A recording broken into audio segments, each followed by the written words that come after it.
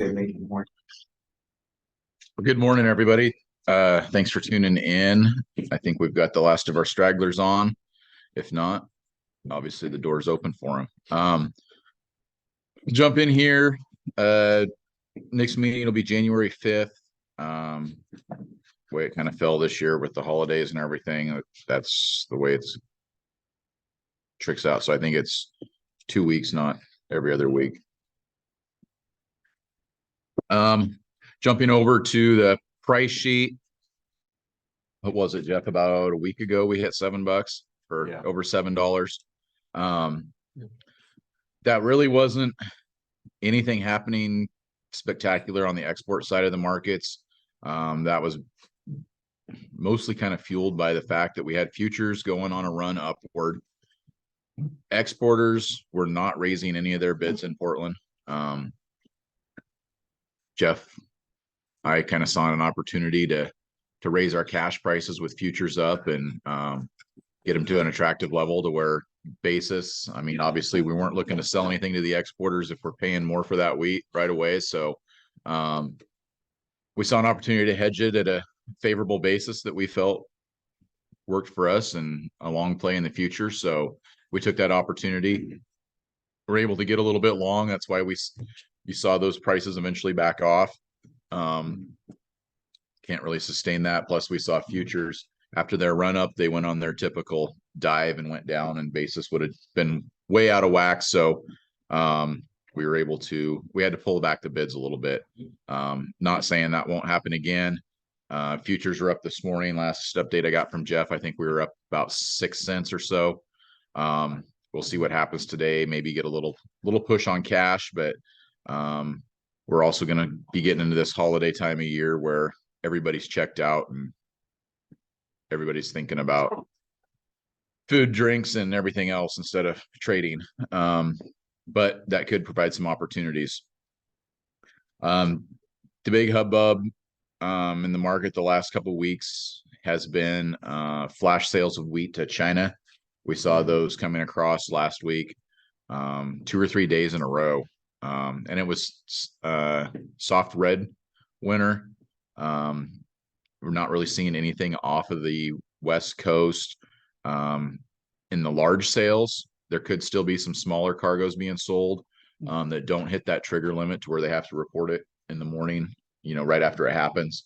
What happens is a lot of times you'll see the flash sales in corn and soybeans because they're larger quantities.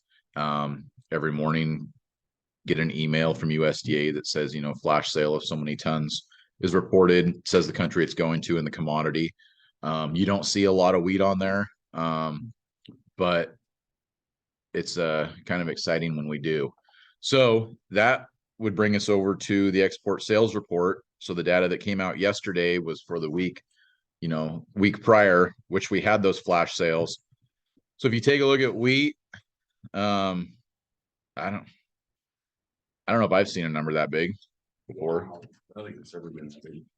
54.8 million bushels. And you start scrolling across there, and a lot of times we'll see the big sales in hard red winter, but that soft red at 43.4 million bushels was one heck of a week. And that's the commodity that they said there wasn't much wheat of. Yeah. And so we've got that going on. So yesterday, when this report came out yesterday morning, the export sales report, you would figure futures would have went on a real heater with that information. Some of these older guys that trade that just joined the meeting, they all think that they couldn't figure out why the futures weren't going on a run yesterday. Well, I think, the way information's traded, everybody's already seen that info. They traded it the week prior and they knew we were going to see a big number there. Because you saw it on the flash sales, it was getting reported, it was confirmed when it was done, to where if it was a surprise on the export sales, due to the fact that it was a bunch of smaller sales that didn't necessarily hit the flash wires, then maybe we could have seen a little run up. We could have caught some people off guard. So that's really what kind of fueled the run up. And then, of course, we fell back off futures and then have been trying to claw back a little bit here. What are we up now, Jeff? 7.5.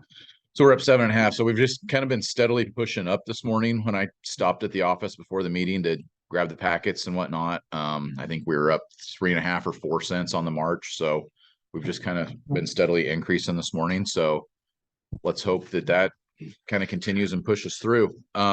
We still stay on that page 3. Take a look at white wheat. Wasn't a horrible week though. At 3.9 million bushels. We just kind of got overshadowed by Big Brother, the SRW. Really performed better than Hard Red Winter for the week. So flip back, take a look at who's buying. You look at that all wheat on page 6, and you're going to have, you know, the huge amount to China. That total for all wheat classes at 54.8. You know, you see China in there at over 41 probably million bushels of that. And that was just comprised of a handful of sales. So big numbers getting thrown around. Your HRW on page 7 looks like Mexico was your big buyer for the week. Spring wheat, Philippines, again, nothing huge. And then your SRW, big buyer, China. And white wheat, we flip over. It looks like some routine business for the week to Philippines and Japan, and then a few other little small amounts. We'll turn the microphone over a little bit later to Bud and confirm, but I think Math was in again this week for a purchase. So he'll be able to maybe give us a rundown if he's willing on those. As we take a look at cash side of things, flipping back to that, because obviously that's what everybody's probably looking at, especially this time of year. That 680, like I said today, with futures pushing up, we might have reason to be up a little bit on that today. Not going to promise it. Can we hit that $7 before back to that $7 level prior to the end of year? It's probably not out of question. Jeff's crystal ball is looking like we might. It'll be a Christmas miracle. There we go. Merry Christmas. Cool. So then what could fuel some of that? I saw an excerpt this morning, but actually sent it over. India is saying they're going to have wheat now after everybody knows they were short. There's no need to import Russian wheat. They're going to start releasing more of their, government stocks to stabilize market. They got plenty of wheat. So tell me if we've seen this play out in different countries in their news headlines before. It just I'm not ready to give up on that one. I guess is what I'm saying is we could still see that fuel up. Is it going to happen by the end of the year? I don't think so, but I would imagine before we roll the new crop, we'll probably see something sold that direction. They don't really want to tip their hand and tell you, yes, they're going to, and everybody get excited. So, how about Australia? Are they still getting rain in harvest? Haven't heard anything the last week, but I don't assume it's probably gotten a whole lot better as far as their moisture, or too much moisture, that is, not lack of moisture. So that's probably be supportive. A lot of the WASDE report that came out, I've been told by some people that it really didn't take into account the large amount of feed wheat that's going to be on the market. There's a lot of wheat, but there's some quality issues, so it's not really milling quality. So the WASDE doesn't take that into effect. So that could be supportive down the road as well as they start to make some corrections on the report. December's typically not a report they make a lot of changes to. I don't know. Seems like I say that almost every time, but I guess that's the government work for you. But trying to think of another highlight from that, Jeff. I should have had the WASDE. From the WASDE. There wasn't a whole lot on there. No, there wasn't anything really major. I think they did have to make a few adjustments just because that report came out right after the China flash sales of soft red. And so I think there was some, 11th hour scrambling by them to take into account some of those amounts in their report.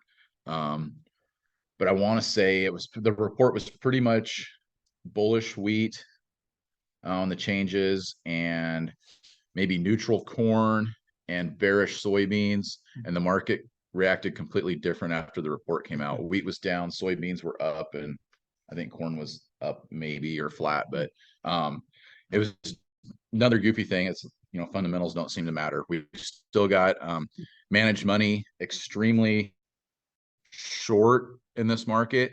And extremely short, I mean, over 100,000 contracts short. That could fuel, that has fueled some of these little short-term future run-ups, because they were, probably pushing 115,000 contracts short. And so they've kind of willed that back, ramped it back up. And so a lot of times when you see a big move in the futures market, you're going to see a change to the managed money's position. That's really kind of what's driving it. So I guess with that, if the old man from the Palouse has got anything to say, I would open the floor up to him.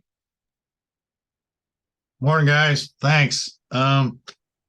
Justin pretty much hit everything on the head. The only thing you can do is right now the world cash prices are kind of mushy nearby, mostly because most of the demand is being taken up by the Russians. You can never tell how much those guys are selling because a lot of it's government to government and nobody ever knows about it. So, but here as of late, I believe those values are kind of creeping up a little bit. The PNW has been pretty stagnant because we haven't had very much demand other than just normal business. I think the only significant swing business you might call it is a couple cargoes of winter wheat, a cargo of spring wheat, and a cargo of white wheat to China. Other than that, it's just typical business. As far as going into Southeast Asia, is that we're second fiddle. The cheapest wheat going there right now is French wheat. As far as into China and Indonesia, we're second in line. Australian wheat's a little bit more expensive, and soft red's a lot more expensive. I believe the Australian crop, the remainder of it's getting a little bit of rain on it. They're going to have some quality problems, but they got a good portion of the crop sold.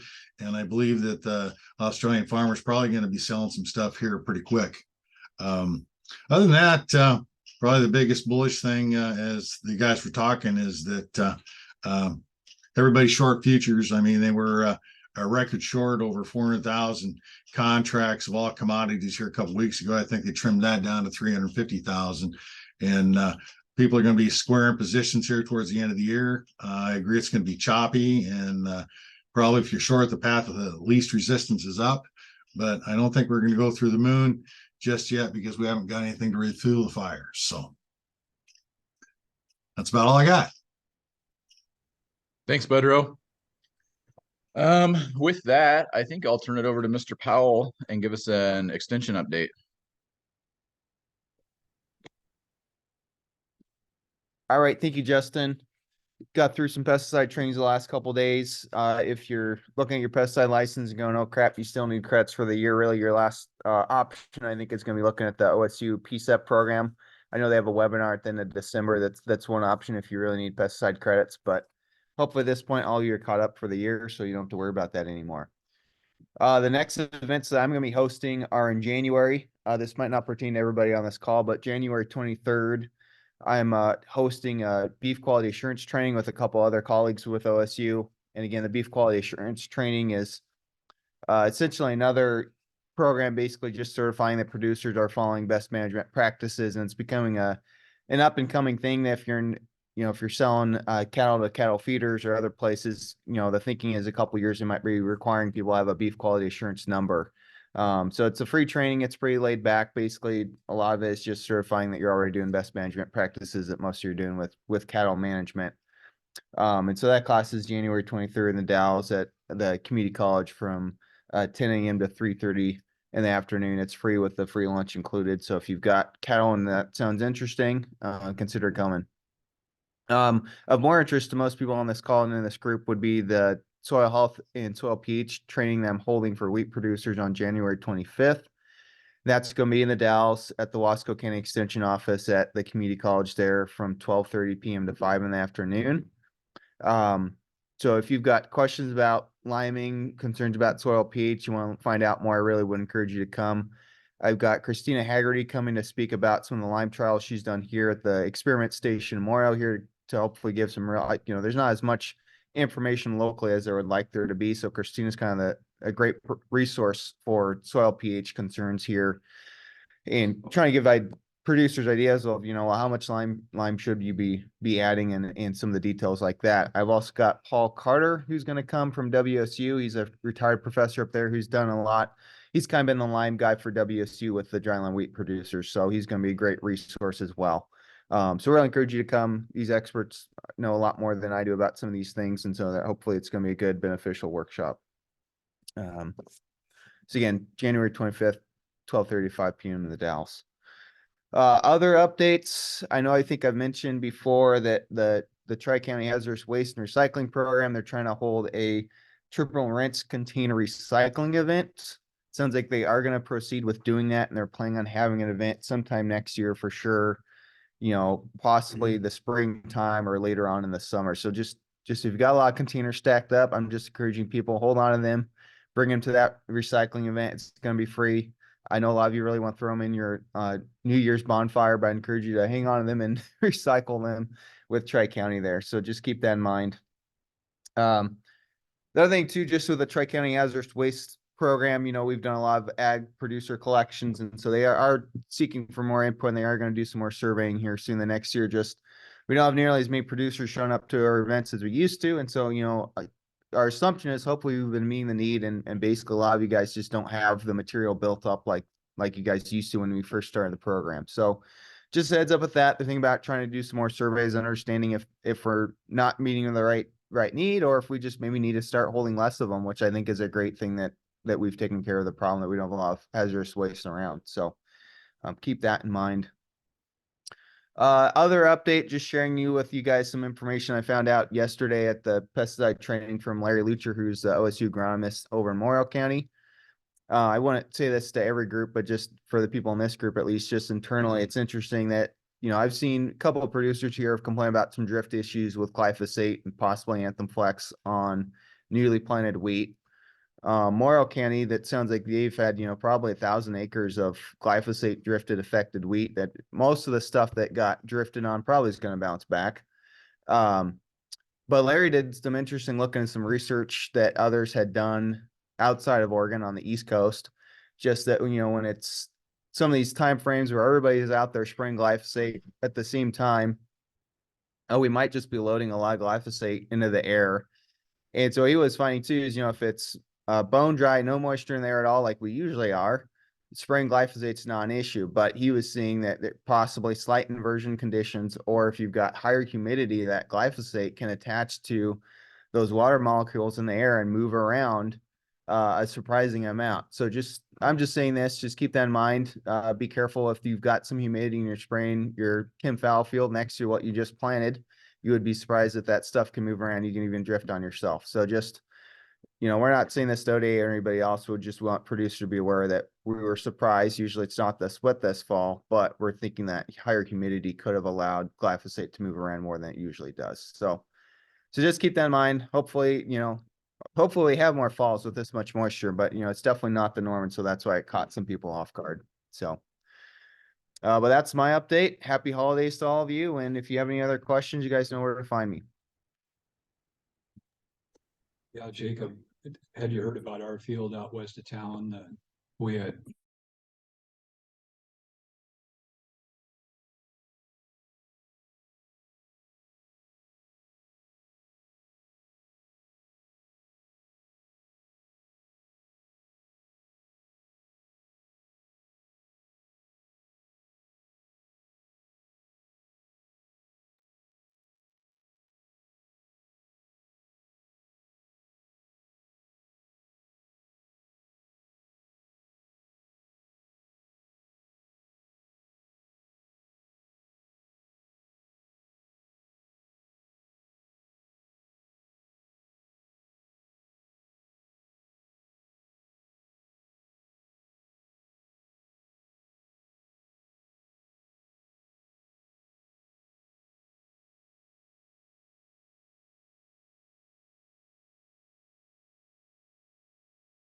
saying it wasn't quite as bad, and a Mhm. lot of it was just the stuff, just barely spike stage, barely sticking out of the ground. So he's Mhm. figuring, it's probably a lot more sensitive Mhm. to drift when it's so tiny. There's not as much tissue to absorb Mhm. anything that lands on it. Mhm. So Yeah, ours would be worth studying because Right. it was, Just but it went for half a mile. And they did parts per million, and just 3 parts per million can kill Hmm. wheat. Yeah. Or 0.3 of a part per okay, million. Well, Ernie's been complaining about it being so dry around here, and now it's too much moisture in the air. Anyway, we'll just wrap up. Like I said, we'll see everybody on January 5th. Everybody have a Merry Christmas. If you're traveling, travel safe, and we will see you later. Thank you. And another question, Jake.